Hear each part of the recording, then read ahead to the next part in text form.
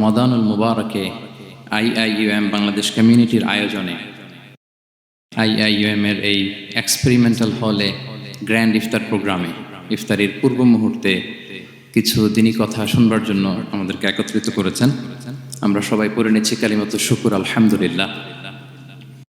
আল্লাহ রাব্বুল ইজ্জা ওয়াল জালালের দরবারে শুকরিয়া জ্ঞাপনের পাশাপাশি আমি আজকের প্রোগ্রামের যারা অর্গানাইজার তাদেরকে অন্তরের অন্তঃস্থল থেকে ধন্যবাদ জানাতে চাই। ভলান্টিয়ার্স হিসেবে যারা কাজ করেছেন তাদেরকে শুকরিয়া জানাতে চাই।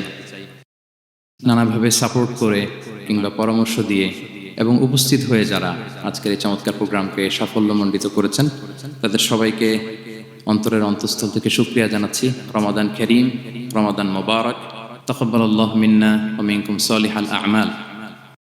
বিশেষ করে আইএম বাংলাদেশ কমিউনিটির সকল শিক্ষক এবং শিক্ষিকা বৃন্দদের শুভেচ্ছা জানাই। প্রিয় শিক্ষার্থী ভাই বোনদেরকে শুকরিয়া জানাই এবং যারা শুনছেন, আল্লাহ তাআলা আমাদের এই বসাকে, এই শোনাকে, এই আয়োজনকে আমাদের নাজাতের ওসিলা বানাক। Gear up for a great Ramadan, অর্থাৎ আমাদের ইবাদতের যে গতি এটাকে একটু গিয়ার আপ করা আর কি। আমরা যেমনভাবে চলছিলাম সিয়াম, কিয়াম, সাদাকা, তেলাওয়াত, চ্যারিটি, ভালো কাজ, এটাকে একটু গিয়ার আপ করার চেষ্টা করা। যেহেতু আমরা একেবারে রমাদানের শেষের দিকে চলে এসেছি, 17টি রমাদান শেষ হয়ে গিয়েছে, আর মাত্র 13 days আর রিমেইনিং, এবং we are approaching to the last 10 days of Ramadan. রমাদানের একেবারে শেষের যেই দশক, the cream time of Ramadan, এটার একেবারে কাছাকাছি। তো কিভাবে আমরা নিজেদেরকে আরেকটু পুশ করতে পারি, আরেকটু এক্সট্রা ড্রাইভ দিতে পারি, আরেকটু হিম্মত করতে পারি, যাতে করে লাস্ট 10 days অফ রমাদানের এই ব্লেসিংস, এই মার্সি, এই রহমত বরকত যেন আমাদের মিস না হয়। আমরা কি করতে পারি, এই বিষয় নিয়ে ওভারঅল আমরা কিছু কথা শেয়ার করবো ইনশাআল্লাহ বিইذনিল্লাহ। সম্মানিত সুধী, রমাদান মাস আসলে একটা আশা জাগানিয়া মাস। এই মাস আসলে আমাদের মধ্যে একটা উচ্ছ্বাস তৈরি হয়, একটা আবেগ তৈরি হয়, আমরা হোপফুল হয়ে উঠি। A month of hope. Ramadan কিন্তু আমাদেরকে আশা দেখায়। আমরা যখন রমাদানের বিভিন্ন রহমত বরকতের বর্ণনাগুলো শুনি, আমরা প্রত্যেকে আশাবাদী হয়ে উঠি। এবং বিশ্বাসীদের একটা বৈশিষ্ট্য হচ্ছে সবসময় আশাবাদী হওয়া, হোপলেস না হওয়া। আল্লাহ তাআলা সূরা ইউসুফে বলছেন, লা তাইয়াসু মির রাহিল্লাহ ইন্নাহু লা ইয়াইয়াসু মির রাহিল্লাহি ইল্লাল কওমুল কাফিরুন। তোমরা আল্লাহর রহমত থেকে নিরাশ হয়ে যেও না, তোমরা হোপলেস হয়ে যেও না। আল্লাহর রহমত থেকে নিরাশ শুধু তারাই হয় যারা অবিশ্বাসী, যারা কাফির। সো বিশ্বাসীরা সবসময় আশাবাদী থাকে। তো এই রমাদানুল মুবারক এটা আমাদেরকে সবসময় আশাবাদী করে, আমাদেরকে স্বপ্ন দেখায়, আমাদের হৃদয়ে আশা জাগায়। আমরা যখন রমাদান কেন্দ্রিক কথাগুলো শুনি আমরা উচ্ছ্বসিত হয়ে উঠি। যখন বলা হয় যে এই মাস আসলে একটা নফল করলে ফরজের সমান সওয়াব, তারপর এই মাসে উমরা করলে হজের সমান সওয়াব, তো এটা শুনলে মনের মধ্যে একটা আশা জাগে যে আমাদের আওয়ার রিওয়ার্ডস আর মাল্টিপ্লাইড, আমাদের যে প্রতিদানগুলো দেয়া হচ্ছে নেক কাজের, এটা অনেক বাড়ানো হচ্ছে। তারপর যখন বলা হয় যে এই মাস আসলে জান্নাত খোলা হয়, জাহান্নাম বন্ধ করা হয়, শয়তানকে শেকলবন্দি করা হয়, মনের মধ্যে একটা আশা জাগে আমাদের যে না, বাঁচার একটা আশা ফিরে পেলাম, হয়তো এই দফায় আমি বেঁচে যাব, আমার মুক্তির একটা দিশা মিলবে, হয়তো আল্লাহ তাআলা আমাকে ক্ষমা করবেন এবং এই অপরচুনিটিসগুলো কাজে লাগিয়ে আমি মুক্তি পাবো ইনশাআল্লাহ, একটা আশা জাগে। এরপর যখন আমরা শুনি যে প্রতি রাতে একজন ফেরেশতা ডাকতে থাকে, ইয়া বাগিয়াল খাইরি আকবিল ইয়া বাগিয়াশ শাররি আকসির, হে কল্যাণের পথের যাত্রী প্রসিড, আরো সামনে যাও, আরো নেক কাজ করতে থাকো।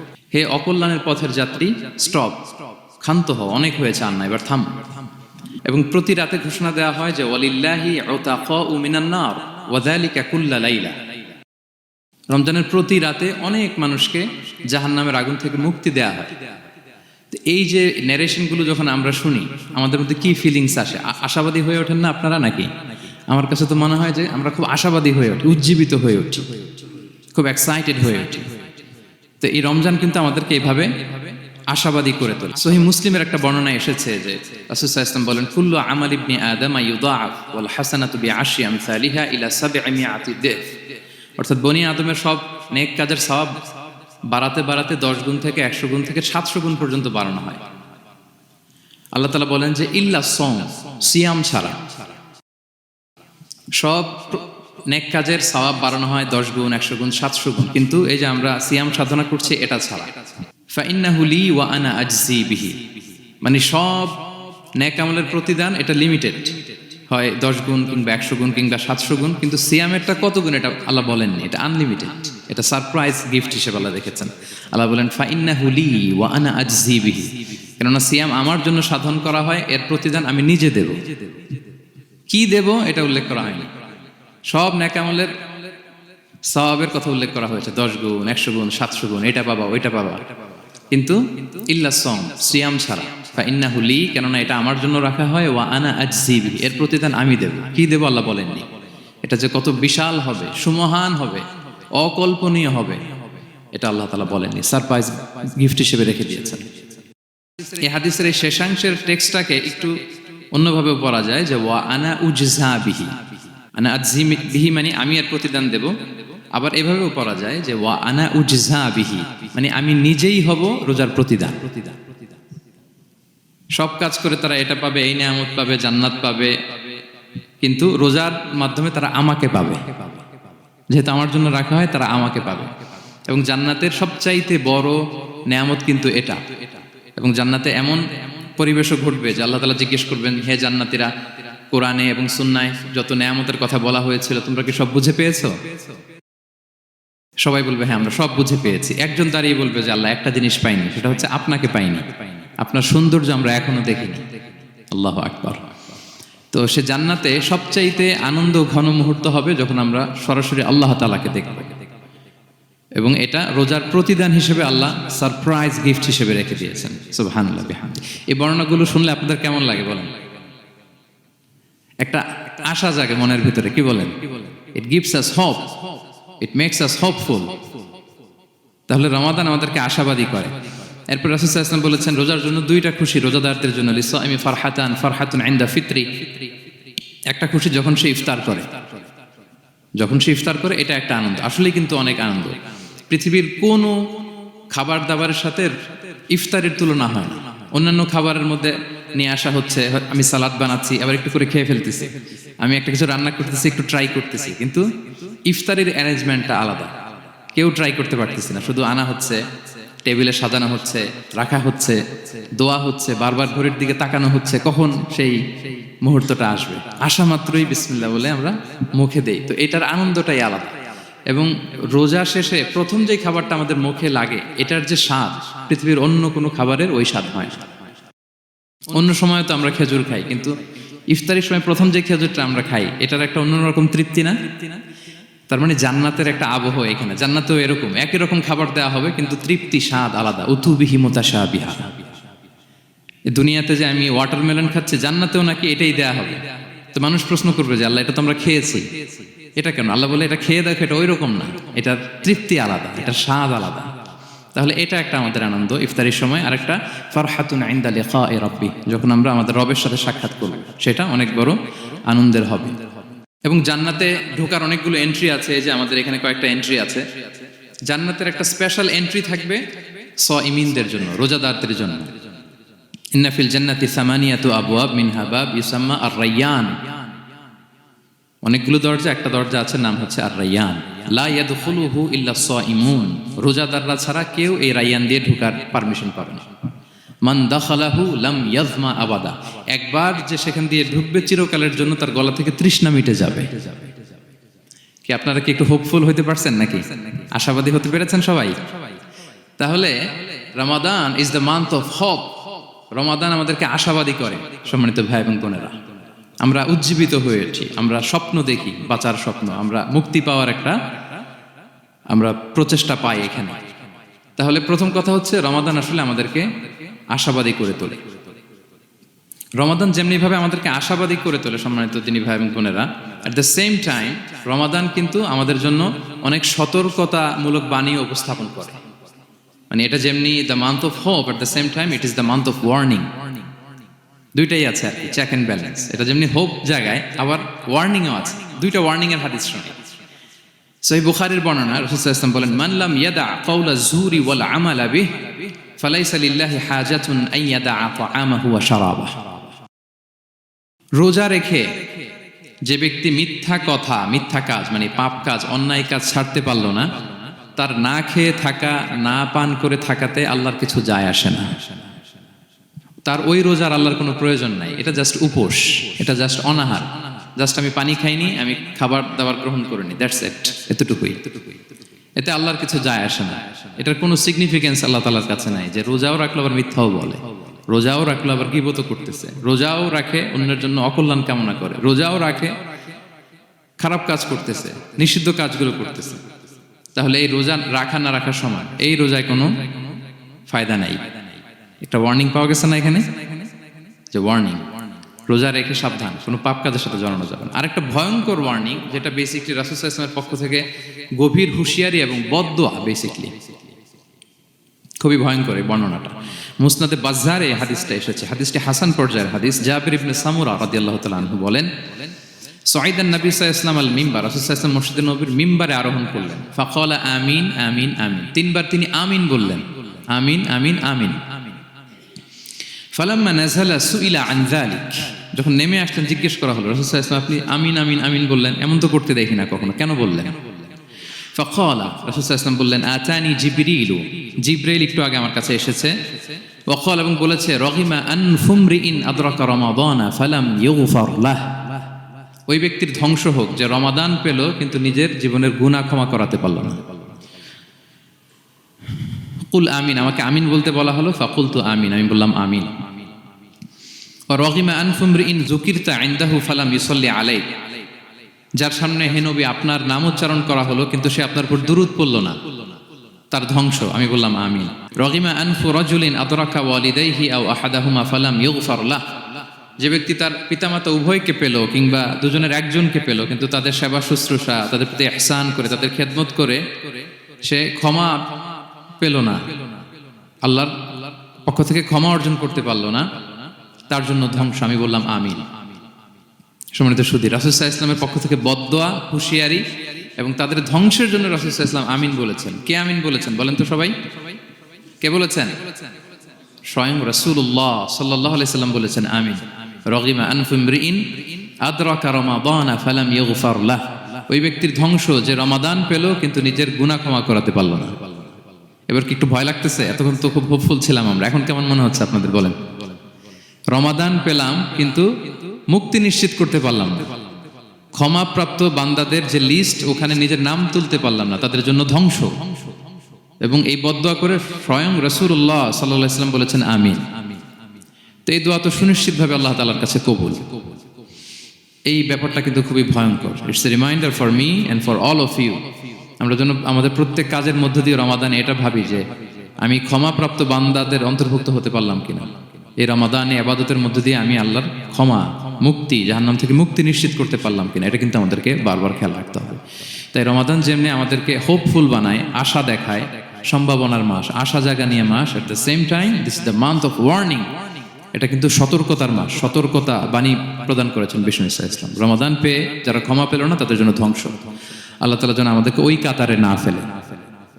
আল্লাহুম্মা জাআলনা মিন উতাকাইকা মিনান নার ফি শাহরি রমাদান, আল্লাহুম্মা আমিন। যারা ক্ষমাপ্রাপ্ত বান্দা হবে আমরা যেন তাদের অন্তর্ভুক্ত হতে পারি, আল্লাহ তুমি কবুল করো। আমরা সবাই পড়ি আমিন। পাশাপাশি সম্মানিত সুধী, আমাদের মুহতারাম ইউসুফ স্যার খুব সুন্দর করে, খুব সংক্ষেপে তাকওয়ার ব্যাপারে বলছিলেন। আসলে এই রমাদানে আমাদের সব ইবাদতের মধ্য দিয়ে এটা আমাদেরকে খেয়াল করতে হবে যে আমাদের রোজার মূল উদ্দেশ্যটা হাসিল হচ্ছে কিনা, দ্য প্রাইম অবজেক্টিভ। রাসূলুল্লাহ সাল্লাল্লাহু আলাইহি ওয়াসাল্লামের এই চিন্তা, এই উদ্বিগ্নতা দূর করার জন্য আল্লাহ তাআলা সূরাতুল কদর নাযিল করলেন এবং বললেন যে ইন্না আনসালনাহু ফি লাইলাতিল কদর ওয়া মা আদরাকা মা লাইলাতুল কদর লাইলাতুল কদরি খায়রুম মিন আলফি শাহর। লাইলাতুল কদর, এই কদরের রাতটা হচ্ছে এমন রাত যেটা খায়রুম মিন আলফি শাহর, হাজার মাসের চেয়েও সেরা। 1000 মাস লাগাতার ইবাদত করলে যে সওয়াব, কদরের রাতে ইবাদত করলে এর সমান সওয়াব হবে নাকি? সমান হবে না। আল্লাহ তাআলা বলেছেন খায়রুম মিন আলফি শাহর, না, এর চেয়েও শ্রেষ্ঠ, এর চাইতেও বেশি।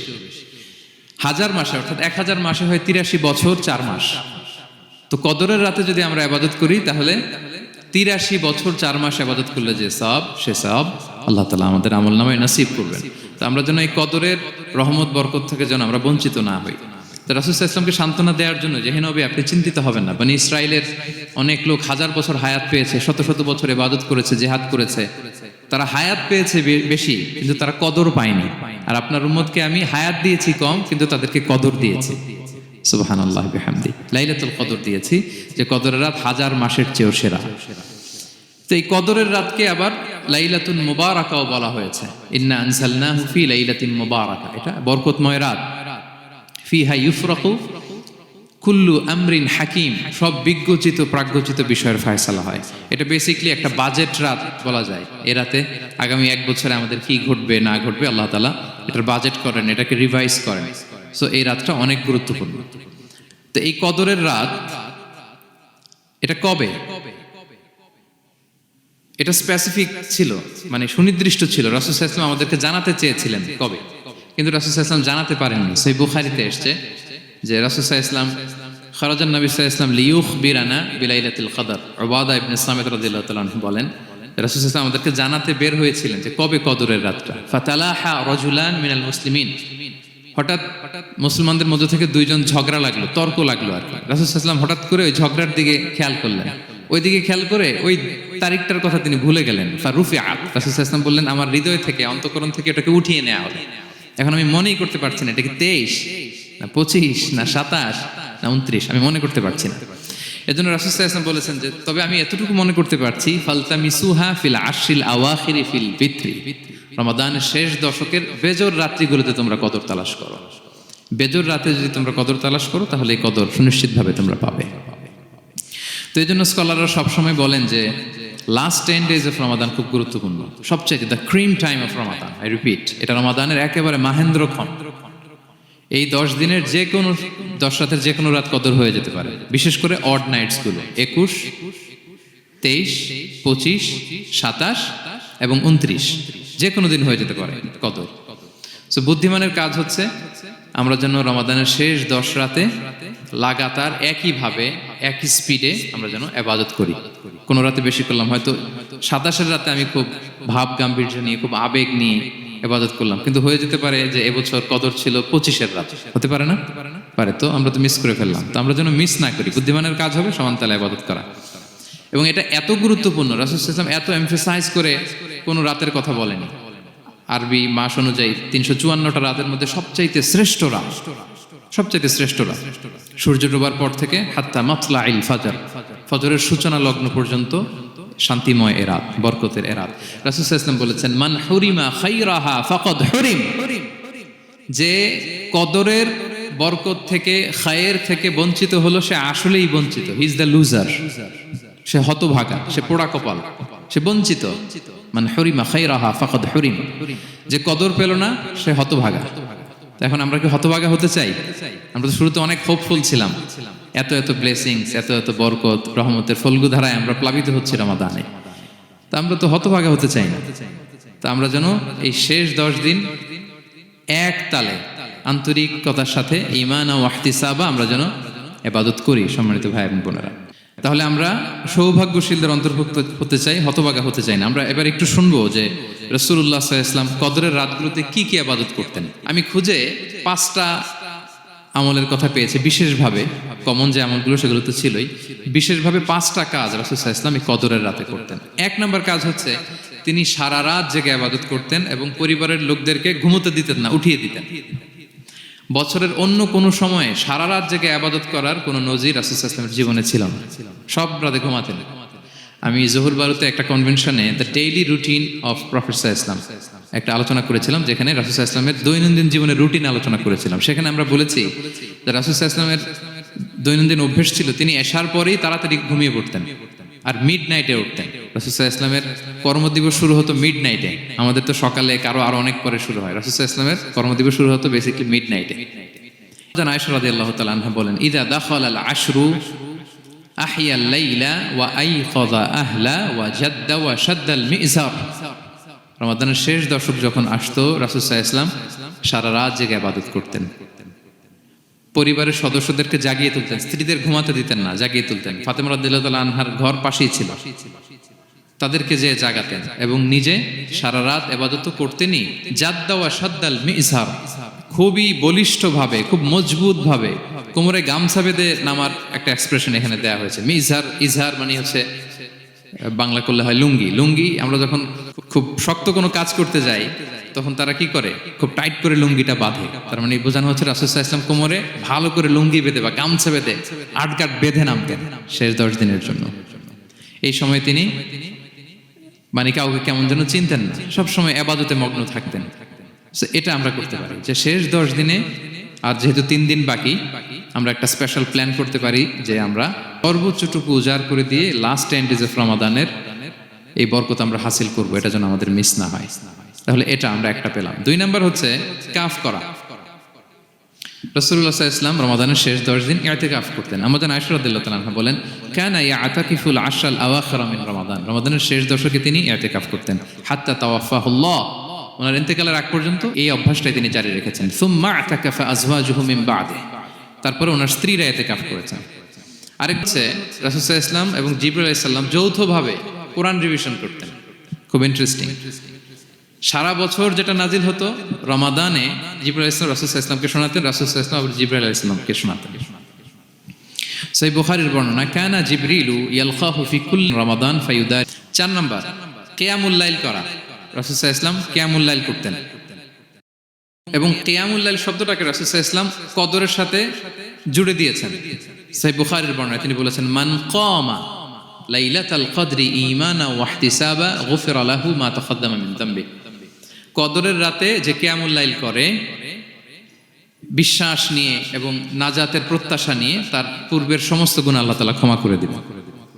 তাহলে কিয়ামুল লাইলটা রাসূল সাল্লাল্লাহু আলাইহি ওয়াসাল্লাম বিশেষভাবে কদরের রাতের সাথে সম্পৃক্ত করেছেন। আমরা যেন প্রতি রাতে কিয়ামুল লাইল করি, লম্বা সময় যেন দাঁড়িয়ে থাকি, লম্বা সময় কোরআনিক রিসাইটেশন করি দাঁড়িয়ে থেকে, লম্বা সময় রুকু, লম্বা সময় সিজদা, স্পেশালি সিজদা।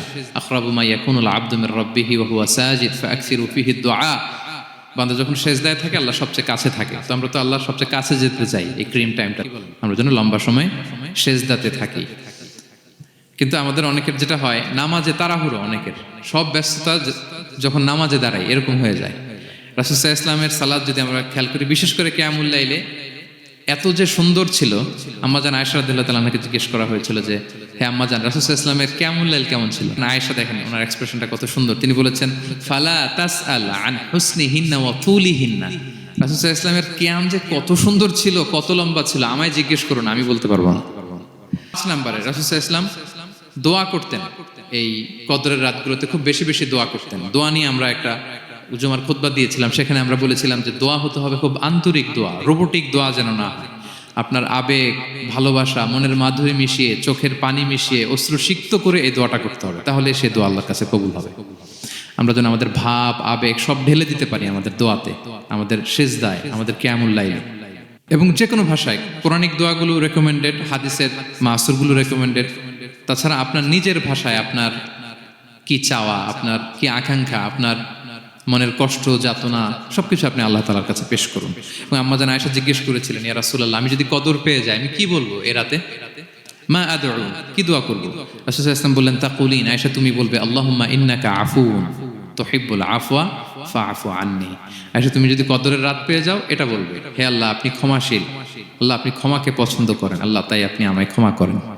হে আল্লাহ আপনি ক্ষমাশীল, আপনি ক্ষমাকে পছন্দ করেন, আল্লাহ আপনি আমাকে ক্ষমা করেন। এই দোয়াটা। এইরকম আরও ভিডিও পেতে আমাদের চ্যানেলটি সাবস্ক্রাইব করুন এবং পাশে থাকা বেল আইকনটি বাজিয়ে দিন।